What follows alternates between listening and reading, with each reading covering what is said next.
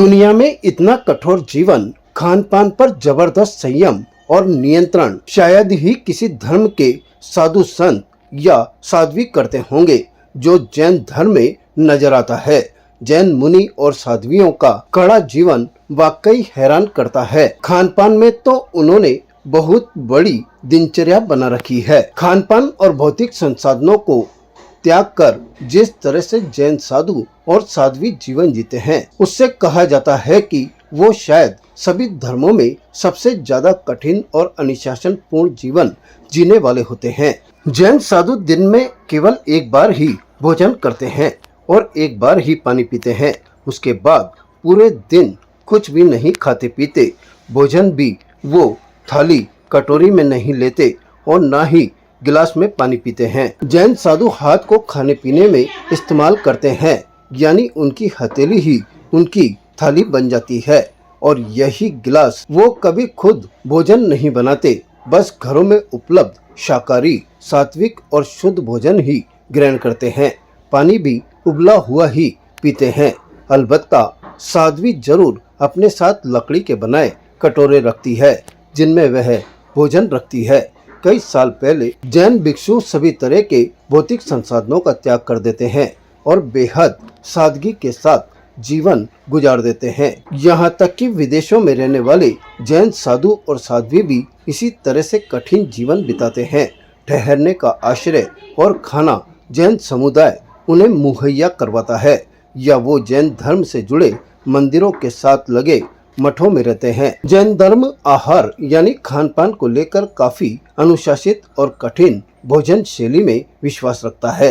वो सख्त शाकाहारी होते हैं और जड़ों वाली सब्जी बिल्कुल नहीं खाते और इसी तरह कुछ फलों का भी निषेध करते हैं। कुछ जैन संत कई तरह की हरी सब्जियां भी नहीं खाते, क्योंकि इसके पीछे की ये वजह है कि उन्हें लगता है कि जड़ों में तमाम सूक्ष्म जीव निवास करते हैं या रहते हैं, इससे उनकी जीव हत्या हो जाएगी। जैन साधु और साध्वी कम और शुद्ध सात्विक भोजन ही लेना पसंद करते हैं। जो अल्प भोजन लेते हैं उसे आखिरी कोर तक खत्म करते हैं।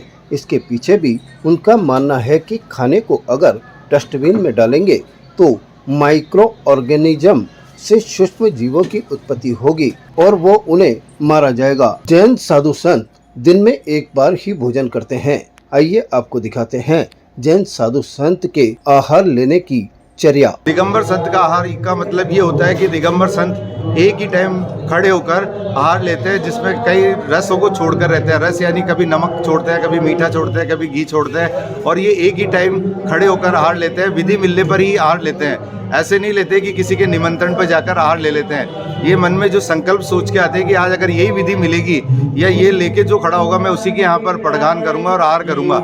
इसी क्रम में आज आप देख रहे हैं यहाँ पर जो आहार चल रहा है मुनि शुभम सागर जी का है। इन्होंने आज जो विधि ली, बड़ी ही विकल्प कड़ी विधि थी, लेकिन फिर भी आज विधि बन गई है और आज महाराज जी का निर्विघ्न आहार चल रहा है, जिसमें दिगंबर संत एक ही समय में देखिए जमीन पर खड़े हैं, पाटे पे या किसी भी आसन पर लेकर आहार नहीं लेते और हाथ से आहार लेते हैं, और इसी में उन जो भी खाना रसपान जो करते हैं वो इसी में हाथ में दोनों हाथों से ही करते हैं। और अगर इसमें भी अगर कोई विकल्प आ जाता है, जैसे बाल आ गया, चींटी आ गया, जानवर आ गया, तो महाराज वहीं अपना आहार छोड़ देते हैं, उसके आगे जल भी ग्रहण नहीं करते हैं। ये ऐसी है कि एक ही समय आहार लेते हैं, उसी समय जल जो भी औषधि वगैरह जो भी लेनी है उसी टाइम लेते हैं।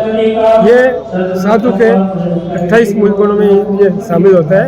ये जो साधु 28 मूल गुणों का पालन करता है वही जैन संत बन सकता है। उसके कई नियम होते हैं, उस नियमों को पालन करते हुए आहार चर्या संपन्न होती है। सुबह महाराज जी का मंदिर में अभिषेक शांति तरह करवाना, श्रावकों को भोजन करवाना। आहार चर्या में विशेषता यह है कि पूरे दिगंबर संत जितने भी हिंदुस्तान में हैं उनकी सबकी चर्या एक ही जैसी होती है।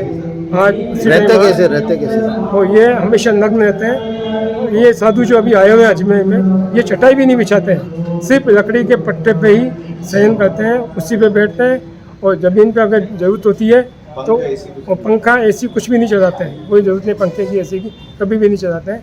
और अगर चटाई पाटा नहीं मिला तो कागज़ के पुट्ठे पे भी बैठ के अपनी चर्या को निभा लेते हैं। ताज़ा खबरों के लिए देखते रहें सरेराह न्यूज़। अपना फ़ोन उठाएं और सब्सक्राइब करना ना भूलें।